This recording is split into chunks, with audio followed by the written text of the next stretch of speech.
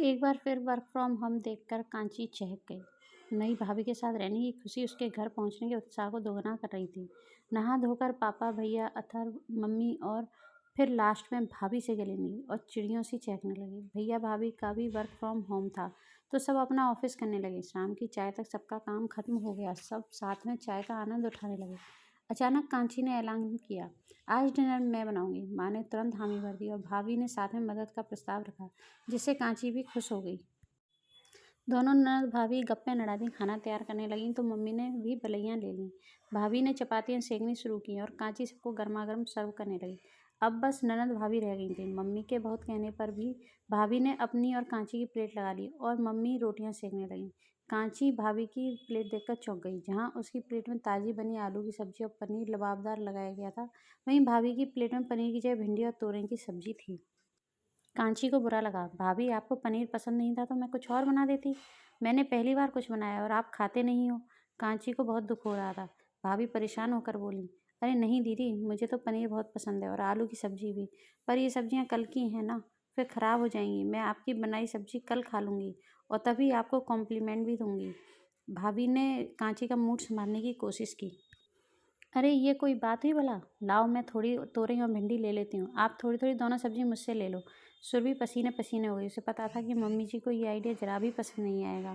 शुरू शुरू में उसका भी मन खराब हो जाता था। सबको ताज़ी सब्जी से खाना परोसा जाता। जब मम्मी जी के साथ वो खाना खाने बैठती तो वो फ्रिज से बासी सब्जी लेकर बैठ जाती। फिर शर्मा हुजूरी में वो कहती, मम्मी जी आप आज की सब्जियां ले लो, कल वाली मैं खा लेती हूँ। बस वो झट से राजी हो जाती। धीरे धीरे वो खुद ही बासी सब्जी परोसकर बैठने लगी, पर मम्मी जी ने एक बार भी उसे शेयर करने की कोशिश नहीं की। अब तो उसे अपने खुद के किए पर पछतावा था। भाभी कहाँ सोच में पड़ गई, चलो खाना शुरू करते हैं। कांची की आवाज़ से सुरभि यथार्थ में लौटी। कांची ने दोनों की प्लेटें मिलाकर एक प्लेट कर ली थी। सुरभि कुछ सास के डर से और कुछ कांची के प्यार से अभिभूत हो गई। कांची, ऐसे करने की कोई आपको झूठी प्लेट का विचार हो तो अलग कर लेते हैं। कांची ने रामबाण चलाया। सुरभि झेंपी, अरे नहीं यार, ऐसे तो और मज़ा आता है खाने में। दोनों ने खाना शुरू कर दिया। इतने में मम्मी जी रोटी लेकर आई और कांची को पहले दिन की सब्जी खाते देखकर चौंक गई। अरे सुरभि, तुमसे कितनी बार कहा है कि बासी सब्जियां मुझे लगा दिया करो, और अगले दिन सब्जी का स्वाद और बढ़ जाता है। कांची हैरानी से अपनी माँ को देखने लगी। इधर सुरभि के हाथ पैर फूल गए। वो हड़बड़ाकर उठ गई और मम्मी जी को सफाई देने लगी। मम्मी जी, कांची मानी नहीं, मैंने इसे तो आज वाली सब्जी ही लगाई थी, पर इसने जिद करके एक प्लेट में खाना लगा लिया और हम शेयर करके खाने लगे। हाँ मम्मी, मुझे भी आपकी तरह बासी सब्जी ज़्यादा पसंद है, इसलिए मैंने भाभी से ले ली। कांची ने माँ की आंखों में झांकते हुए कहा तो वो झेंप कर हंसने लगी और रोटी सेकने रसोई में चली गई।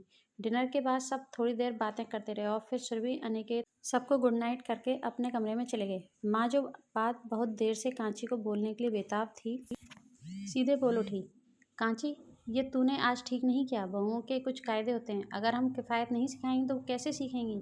हाँ भाई, आप तो दादी के नक्शे कदम पर चल रही हो बहू को सिखाने के मामले में। फिर भाभी भी अपने बच्चों की प्लेट में से खाया करेंगी मनपसंद चीज़ें। कांची के ताने से माँ तिलमिला गई। पापा और अथर्व भी सचेत होकर दोनों की बातें सुनने लगे। कांची, बहुत बोल रही है तू। अरे इतनी महंगाई के ज़माने में सब बचा खुचा फेंका नहीं जाता है, समझी। औरत वही है जो बचत करके घर चलाए। मम्मी की बात सुनकर कांची भी गंभीर हो गई। मम्मी, घर की किफ़ायत से चलाने की जिम्मेदारी सिर्फ औरत की क्यों? पहली बात, सब्जी थोड़ी कम बनाओ, अगर वो डेली बच ही जाती है तो। फिर दूसरी बात, आप सुबह दीपा काकी को बस चाय पराठा देती हो, साथ में थोड़ी सब्जी भी दे दोगी तो उसको भी ताकत मिलेगी। इसके बाद भी अगर सब्जी बचती है तो उसे दोबारा प्रेजेंटेबल बनाकर टेबल पर सबके बीच सर्व करो ना। ये कहाँ का तरीका है कि भाभी हमेशा पहले दिन की सब्जी खाए। कांची की बात पर मम्मी की बोलती बंद हो गई। मम्मी, मुझे याद है कि जब हम सभी दादी वाले घर में रहते थे तो आप कैसे हमारी प्लेट से चोरी चोरी गर्म खाना खाया करती थी। आपको बासी खाना शुरू से ही पसंद नहीं था, फिर भाभी के साथ ऐसा करने की क्या ज़रूरत है। कांची के सीधे सवाल से मम्मी का सिर शर्म से झुक गया। अथर्व ने माहौल को हल्का करते हुए कहा, माँ, अपनी डाइनिंग टेबल पर 6 कुर्सियाँ किस दिन काम आएंगी। कल से सबका खाना एक साथ लगाया करो और सारी सब्जी टेबल पर रख लिया करो। कसम है खाना बनाने वाले की, एक भी सब्जी रसोई में वापस नहीं लौटेगी। ये बात तो तेरे पेट का साइज देखकर ही पता चलती है। कांची ने अथर्व को चपत लगाकर बोला तो दोनों भाई बहन की नोकझोंक चालू हो गई और मम्मी पापा अपने बच्चों की समझदारी देखकर मुस्कुराने लगे। दरवाजे की ओट में खड़ी सुरभि किस्मत पर इतराने लगी। उसे इतना समझदार और सुलझा हुआ परिवार मिला है। वो अपना मोबाइल रसोई में भूल गई थी और वापस लौटते में मम्मी जी और कांची की बातें सुनकर ठहर गई थी। सखियों, बात छोटी है पर पते की है। कई घरों में बहुओं के साथ आज भी वही व्यवहार किया जाता है। मेरे परिवार की सच्ची घटना से प्रेरित है ये कहानी। हमारे पूजनीय फूफा जी ने इस बात पर प्रतिरोध किया था कि घर की औरतें हर रोज बासी सब्जी नहीं खाएंगी। उनका संयुक्त परिवार था और सबके विरोध के बावजूद उन्होंने अपनी माँ, भाभी और पत्नी यानी मेरी बुआ को अपने साथ डाइनिंग पर खाना खिलवाना शुरू किया। और वो खुद बाद में औरतों के साथ खाना खाते थे। फूफा जी के इस साहसिक कदम के लिए मैं उन्हें सच्चा नमन करती हूँ। फ्रेंड्स, आपको ये कहानी कैसी लगी? अगर पसंद आई हो तो उसे लाइक शेयर ज़रूर करें। चैनल सब्सक्राइब कर लें, बेल आइकन प्रेस कर लें जिससे कि आपको आने वाली न्यू स्टोरी का नोटिफिकेशन मिल सके। Thank you.